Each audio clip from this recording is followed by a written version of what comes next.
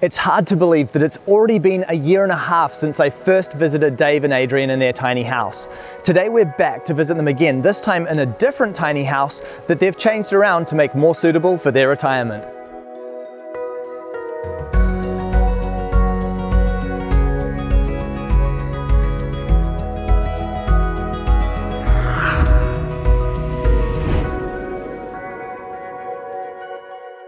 Hey Dave. Good to see you again, Bryce. Good to see you again, mate. And hello Adrienne, lovely to see you again. And to visit your tiny house for the second time, but this time it's a different tiny house, isn't it? A lot different. No, we've gone for longer, 7.2 rather than 6.5. It's a completely different design. So first of all, what happened to the last one? A lady fell in love with it and insisted on buying it. So having the opportunity to live in a tiny house and then redesign your second tiny house, what have you changed on this one? The stairs would be the big thing, wouldn't they? Yep. Yeah, stairs instead of a ladder, which give you storage, but also the door. We've put the door on the side, which I think gives you more living area. We do have, it's now got a spare bedroom. We had a wedding here last weekend and we had 20 people, so it was just an extra bed. So my father-in-law stayed in the bedroom at the end. It was ideal. Again, you've gone for this really gorgeous, very homey and cottage kind of aesthetic in the house. Adrienne.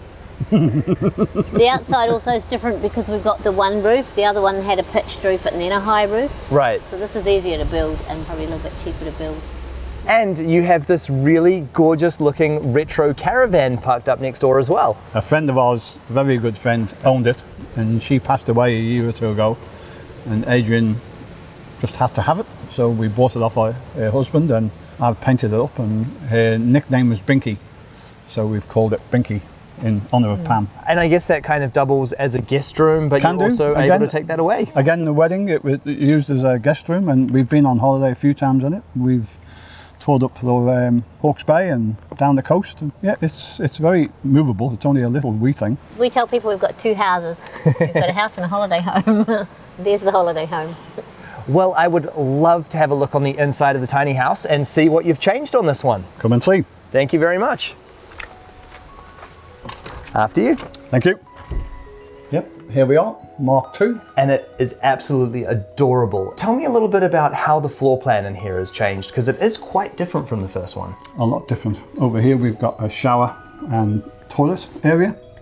At the rear we've got a cavity slider which gives you privacy for a bedroom, and if you're awake during the night you can take yourself in there and read without disturbing anyone. If I'm too annoying, you can disappear and shut the door. Especially because you're planning on retiring in this tiny house. I have to say, I'm pretty happy to see the ladder go. Yes, same here. Yeah, the ladder was an experience, and there was a time soon after we moved into Mark I, I snapped my Achilles just out and about, which you can do, and it got put in plaster. And even with the leg in plaster, I was able to negotiate the ladder with difficulty, but you climb up on one knee. Better not having to do that. Not at best, not having to do it. You were just determined to get to me, weren't you? I did one night on the sofa downstairs, and then I think I saw the cat go up there, cat up the ladder. I thought, if the cat can do it, I can do it. So improvised and went up on one knee and a foot. Well, definitely I'm happy that you're not going to be having to do that anymore. But what I do love is that you've also now got this downstairs bedroom, which could potentially actually become a master bedroom if it had to one day. We could just fit a double bed in there. We'd have to climb into it really. Just open the door and the whole room would be double bed. Well, you still intend on being close in old age, right? Yes, yeah. We were there. Very close. And that's got all our clothes in, all the ones that hang up, just that cupboard there, that's all we've got. People are a bit horrified. And then Dave keeps his in a chest of drawers at the back, and I've got two little suitcases, so that's all the clothes we've got. Minimal living. Yeah, Mum used to say one on, one off, and one in the wash. That's what she used to say. We're not quite that bad, but we're getting there, yeah. You love to cook. Talk to me about your new kitchen. It's a fully gas oven, gas top and the gas oven. It's a very small oven. I won't show you what's in it at the moment. I think there are 2 Easter eggs in there, which I'm not going to cook. Maybe for the granddaughter when she comes. And this is our pantry in here. Right. So our pantry's pretty small. Do you find that is enough storage, just having that as a pantry? I think so. I think often you keep a lot of stuff you don't use. And so this is a table here as well, which is designed to fold out for dining? Yeah, we use it for dining. Yes, it's well, it's big. If we could fit 6 people around there, or even 8 if we pull it out. And we've got folding chairs. We've got that little one that was my great aunt, and we've got one there, and there are 2 more in the back bedroom. We decided not to have built-in furniture. Right. Because it gives us a choice. We can move things around. Well, these chairs definitely look really comfortable. I suppose one of the downsides to not having the built-in furniture is that you do lose a little bit of the storage space, because you had quite a lot stored in the sofa last time, didn't you? We had batteries for the solar power, we had the water tank was in there, and yeah, as you say, more storage. But this house isn't solar, so it's wired into the grid at the moment. We've got storage in there. I just bought that from needs a new top on it, but I got it from a second-hand shop. And we've got storage under the bed. Don't look, but it's in boxes under there. So anything else that won't fit is going to go. As I said in the last one, you get smaller and smaller until you end up in a box. So I don't want my children to have to do what I have had to do with my parents, is keep getting rid of all this stuff. It's a bit of a drag, really. So if we cut down and we give away and we keep the things that are really important, I think it's great. But you can get a bit funny about your things and think you need them. But it's not things that matter, it's memories and people. And then we've got your bathroom through here. Yep. So it's got everything we need. We've got the composting toilet, which is a bamboo loo, which we think is beautiful. And the storage here. This is our bathroom gear. We keep all our bits and pieces in, toothpaste and things like that. And then we've got a full-size shower. And shall we check out the sleeping loft and see how much easier it is to get up those stairs? I think you'll find it a lot easier, Bryce. All right. It's nice having this landing as well, because in your last design you had the ladder that sort of came right into the loft, and then there was your bed right there. Yeah. Whereas now you've got this nice little landing where you can comfortably get in and out of bed and sort of have a nice... storage. Yep. Yeah. And Dave can bring my room service up for me in the morning. That's very important. Because he slides it along the floor. Like the bar top and the bartender. Not so good if it's full. So what's your experience been so far of living in this home? I love it. I love that I don't have any housework to do. It takes me about 5 minutes. It was Adrian's vision to go tiny. So we don't have a mortgage, and we've got a little caravan so we can go away travelling. It's just that, you do work so hard.